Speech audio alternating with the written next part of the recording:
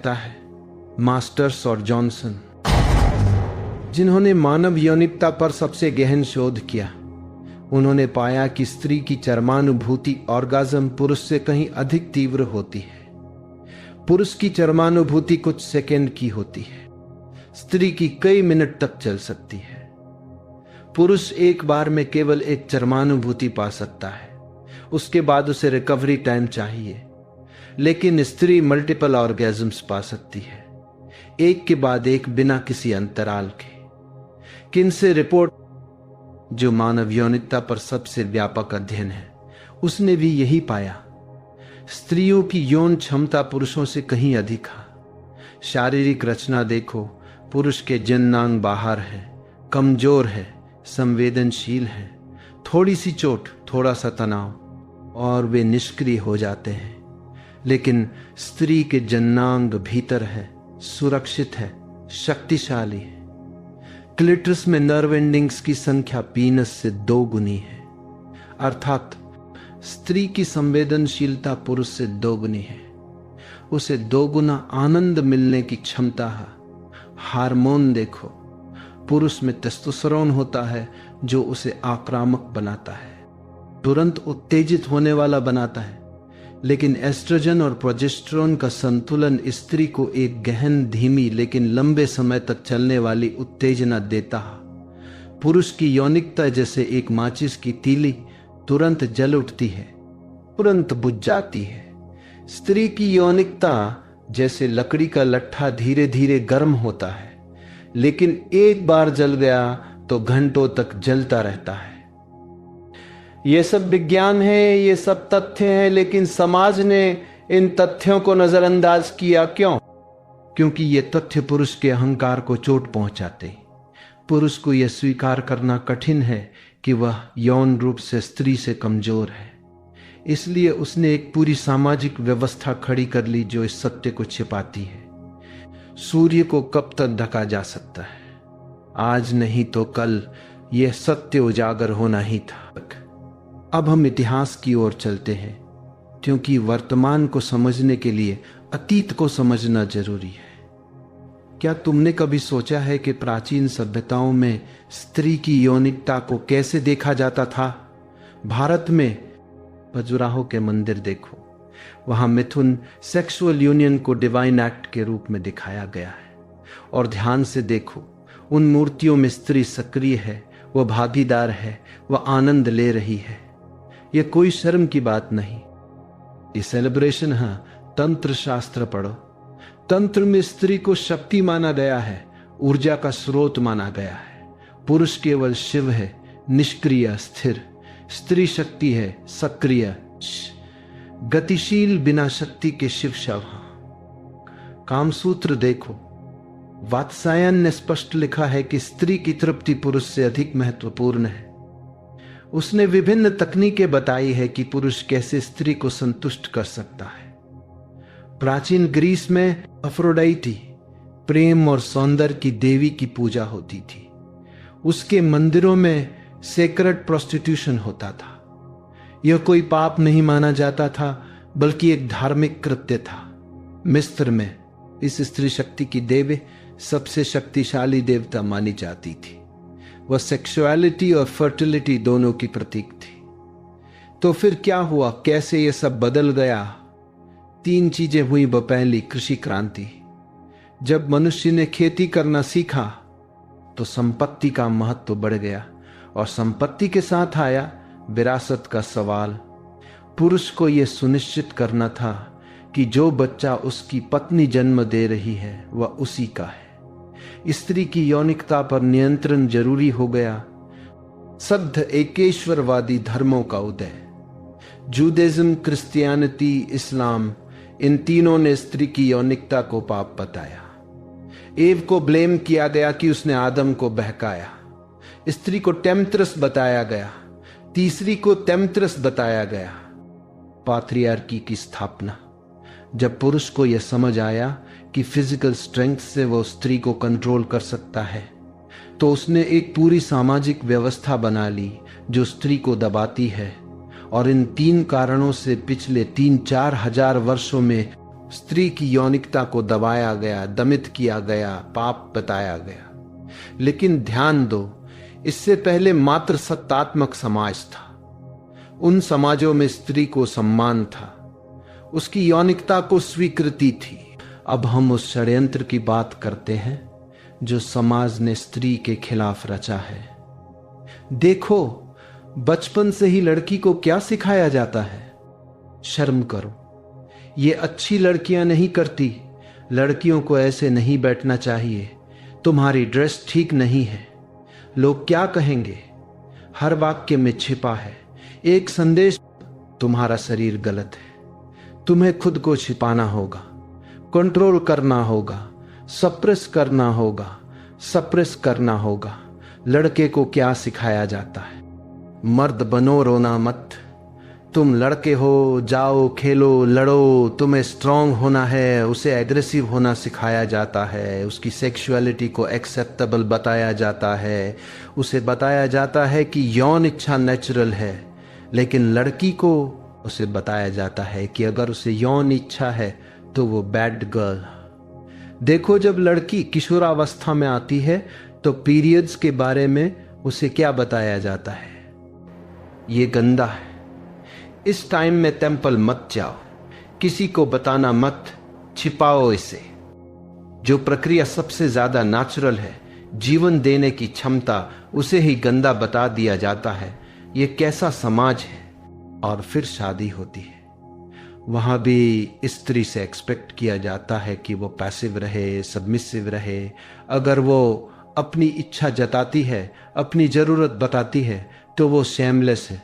सुहागरात की परंपरा देखो, लड़की को बताया जाता है जो पति कहे वह करो। तुम्हें पता नहीं होना चाहिए कुछ भी। अज्ञान को वर्च्यू बना दिया जाता है और पुरुष, उसे पोर्नोग्राफी से, दोस्तों से एजुकेशन मिलती है। वह सोचता है स्त्री एक ऑब्जेक्ट है जिसे यूज करना है। यह पूरा सिस्टम स्त्री को उसकी अपनी सेक्सुअलिटी से अलग करने के लिए बनाया गया है, ताकि वो भूल जाए कि उसके भीतर कितनी शक्ति है। क्योंकि अगर स्त्री अपनी पूरी सेक्सुअलिटी के साथ जागरूक हो जाए, अगर वो अपनी शक्ति को पहचान ले, तो पत्रियार्ची की पूरी इमारत ढह जाएगी। पुरुष को डर है। अगर स्त्री को पता चल गया कि वह कितनी शक्तिशाली है, तो वह पुरुष को जरूरत नहीं समझेगी। इसलिए पुरुष ने एक ऐसी व्यवस्था बनाई जिसमें स्त्री को इकोनॉमिकली, साइकोलॉजिकली डिपेंडेंट रखा जाए। और सबसे बड़ा हथियार है गिल्ट। स्त्री को गिल्टी फील कराओ उसकी अपनी इच्छाओं के लिए, वह फिर कभी अपनी आवाज नहीं उठाएगी। अब हम आते हैं सबसे महत्वपूर्ण बिंदु पर। नियंत्रण और दमन में अंतर समाज ने स्त्री को सिखाया है दमन, सुप्रेशन, लेकिन स्त्री ने सीखा है नियंत्रण। और इन दोनों में जमीन आसमान का फर्क है। दमन का अर्थ है किसी चीज को जबरदस्ती दबा देना। जैसे तुम एक गुब्बारे को पानी में दबाते हो, तुम जितनी ताकत से दबाओगे वह उतनी ही ताकत से वापस ऊपर आना चाहेगा। और जब तुम थक जाओगे वह एक्सप्लोजन के साथ ऊपर आएगा।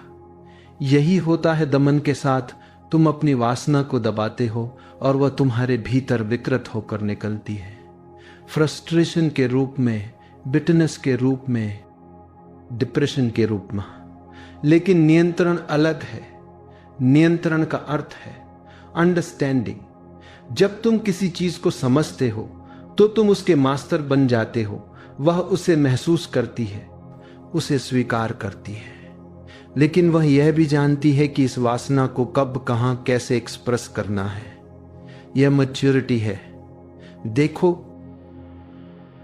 पुरुष इंस्टेंट ग्रेटिफिकेशन चाहता है, उसे तुरंत संतुष्टि चाहिए, वह इंतजार नहीं कर सकता। यही उसकी कमजोरी है। लेकिन स्त्री जानती है कुछ चीजें इंतजार करने से और अच्छी होती है। वह डिलेड ग्रेटिफिकेशन को समझती है और यही उसकी शक्ति है। तुमने देखा होगा, पुरुष बहुत जल्दी उत्तेजित हो जाता है और बहुत जल्दी शांत भी हो जाता है। स्त्री धीरे धीरे उत्तेजित होती है लेकिन जब एक बार उत्तेजित हो जाती है तो उसकी ऊर्जा लंबे समय तक बनी रहती है। यह बायोलॉजिकल फैक्ट है। लेकिन इसमें एक गहरा मेटाफर भी है। तुरंत खत्म हो जाती है।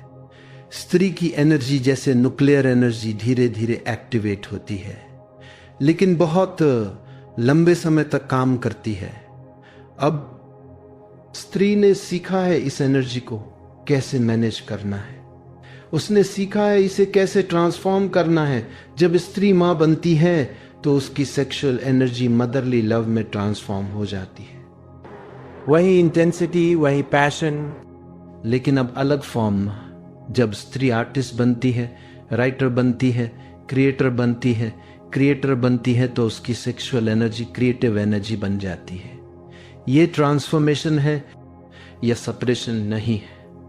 पुरुष को यह ट्रांसफॉर्मेशन नहीं आता, इसीलिए वह फ्रस्ट्रेटेड रहता है। उसकी एनर्जी एक ही चैनल में बहती है, सेक्सुअल चैनल में, और जब वह चैनल ब्लॉक्ड होता है तो वह अग्रेशन में निकलती है, वायलेंस में निकलती है। स्त्री की एनर्जी मल्टी डायमेंशनल है। वह कई चैनल्स में बह सकती है और यही उसकी पावर है। लेकिन यह पावर नेचुरली नहीं आती। यह आती है सदियों के कंडीशनिंग से, सदियों के प्रैक्टिस से। समाज ने भले ही गलत कारणों से स्त्री को यह सिखाया, लेकिन अनजाने में उसने स्त्री को एक महान शक्ति दे दी। आज स्त्री को यह सीखना है कि इस शक्ति का उपयोग अपने लिए कैसे करें, समाज की कंट्रोल के लिए नहीं। भाव मैं पुरुषों से सीधे बात करना चाहता हूं। भाइयों सुनो, आए तुम्हारी सबसे बड़ी कमजोरी यह है कि तुम अपनी सेक्सुअलिटी को कंट्रोल नहीं कर सकता। एक सुंदर स्त्री दिख गई और तुम्हारा ध्यान भटक गया। एक सजेस्टिव इमेज देख ली और तुम उत्तेजित हो गए। यह कैसी कमजोरी है? तुम कहते हो यह नेचुरल है, यह बायोलॉजिकल है। हां, यह बायोलॉजिकल है, लेकिन तुम केवल एनिमल नहीं हो, तुम मनुष्य हो, और मनुष्यता का अर्थ है अपनी बायोलॉजिकल इंस्टिंक्ट से ऊपर उठना। देखो, एक कुत्ता जब हंग्री होता है तो वो खाता है। जब उसे कोई मादा कुत्ता दिखती है वह माते करता है। कोई कंट्रोल नहीं, कोई डिसिप्लिन नहीं। बक्या तुम भी ऐसे ही हो, तो फिर तुम में और एनिमल में क्या फर्क रहा? पुरुष अपनी इस कमजोरी को स्ट्रेंथ बताता है। वह कहता है मैं विरिल हूं, मैं मास्कुलिन हूं, इसलिए मेरी सेक्सुअल ड्राइव तेज है। लेकिन असली मास्कुलिनिटी क्या है? असली मैनलीनेस है अपने ऊपर कंट्रोल, अपनी इंस्टिंक्ट का मास्टर होना, स्लेव नहीं। और देखो इसका परिणाम क्या है। पुरुष इतना जल्दी सेक्सुअली सेटिस्फाइड हो जाता है कि स्त्री तक सेटिस्फाइड नहीं हो पाती। रिसर्च बताती है कि 70 अजी आसस्ती अपने सेक्सुअल रिलेशनशिप में अनसेटिस्फाइड रहती है। क्यों? क्योंकि पुरुष केवल अपनी सेटिस्फैक्शन के बारे में सोचता है। 2-5 मिनट में उसका काम खत्म। और स्त्री, वह अभी तो शुरू भी नहीं हुई। यह सेल्फिशनेस है, यह इमेच्योरिटी है। एक मैच्योर लवर वह है जो अपने पार्टनर की तृप्ति को अपनी तृप्ति से ज्यादा महत्व देता है। लेकिन यह तभी संभव है जब तुम्हें अपने ऊपर कंट्रोल हो, और यह कंट्रोल केवल सेक्स में नहीं, लाइफ के हर आर्या में जरूरी है। तुम्हें गुस्सा आता है और तुम किसी पर चिल्ला देते हो, यह कंट्रोल की कमी है। तुम्हें ज्यादा खाने का मन करता है और तुम खा लेते हो, यह कंट्रोल की कमी है। तुम्हें लेजी फील हो रहा है और तुम काम नहीं करते, यह कंट्रोल की कमी है। देखो, स्त्री को भी यह सब फीलिंग्स आती है, लेकिन वो कंट्रोल करती है। क्यों? क्योंकि उसे पता है अगर वह हर फीलिंग पर एक्ट करेगी तो काहस हो जाएगा। मां को भी थकान होती है, लेकिन जब बच्चा रो रहा है तो वह उठती है, उसे संभालती है।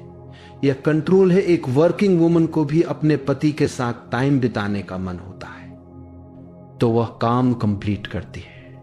यह कंट्रोल है। पुरुष को यह सीखने की जरूरत है। और सबसे महत्वपूर्ण बात, पुरुष अपनी इस कमजोरी के लिए स्त्री को ब्लेम करता है। उसने मुझे सड्यूस किया, उसकी ड्रेस ही ऐसी थी, उसने मुझे प्रोवोक किया। ये सब बहाने हैं। तुम अपनी रिस्पॉन्सिबिलिटी लेने से मना कर रहे हो। अगर तुम किसी स्त्री को देखकर कंट्रोल नहीं कर सकते तो प्रॉब्लम उसमें नहीं तुम में है। वह अपनी जिंदगी जी रही है, अपने तरीके से कपड़े पहन रही है। तुम्हारी रिएक्शन तुम्हारी जिम्मेदारी है, उसकी नहीं। भाई ये समय है जब पुरुष को अपनी इस इमैच्योरिटी को पहचानना होगा और सीखना होगा। स्त्री से आ रहा सोचो, 9 महीने तक अपने शरीर में एक और जीवन को रखना, अपनी सारी ऊर्जा उस जीवन को देना, अपनी भूख, अपनी नींद, अपने आराम को त्याग देना और फिर प्रसव की असहनीय पीड़ा सहना। अगर पुरुष को यह सब करना पड़ता तो मानव जाति कब की खत्म हो गई होती। पुरुष पहली पीड़ा में ही चिल्ला उठता, लेकिन स्त्री वह सब सहती है और उसके बाद भी अगले दिन से बच्चे की देखभाल शुरू कर देती है। रात रात भर जागना, हर 2 घंटे में दूध पिलाना, बच्चे को संभालना, और ये सब महीनों तक, सालों तक। भैया जैविक आवश्यकता ने स्त्री को आत्मसंयम सिखाया है। प्रकृति ने उसे यह वरदान दिया है। दूसरी बात, सामाजिक संस्कार। वहां मैंने पहले कहा कि सामाजिक व्यवस्था ने स्त्री को दबाया है, यह सच है। लेकिन हर सिक्के के 2 पहलू होते हैं। इस संस्कार ने अनजाने में स्त्री को एक अद्भुत शक्ति दी है, धैर्य की, सहनशीलता की, लचीलेपन की। जब बचपन से तुम्हें सिखाया जाता है इंतजार करो, अपनी बारी आने दो, दूसरों को पहले दो, तो तुम सीखते हो धैर्य। जब तुम्हें सिखाया जाता है चुप रहो, शोर मत मचाओ, अपनी भावनाओं को छिपाओ, तो तुम सीखते हो भावनाओं पर नियंत्रण। जब तुम्हें सिखाया जाता है दूसरों की देखभाल करो, निस्वार्थ बनो, तो तुम सीखते हो संवेदनशीलता और परोपकारमयी ये सब गुण, जो संस्कार के नकारात्मक प्रभावों से आई आज स्त्री की सबसे बड़ी ताकत है। तीसरी बात, आध्यात्मिक क्षमतान स्त्री स्वाभाविक रूप से अधिक आध्यात्मिक है। क्यों? क्योंकि अध्यात्म का अर्थ है समर्पण, ग्रहणशीलता, अपने अहंकार को गला देना। पुरुष का अहंकार बहुत प्रबल होता है। मैं करूंगा, मैं जीतूंगा, मैं सबसे बड़ा हूं। यह अहंकार अध्यात्म में सबसे बड़ी बाधा है। लेकिन स्त्री स्वाभाविक रूप से अधिक ग्रहणशील है, अधिक समर्पित है। वह प्रकृति के साथ सामंजस्य में है।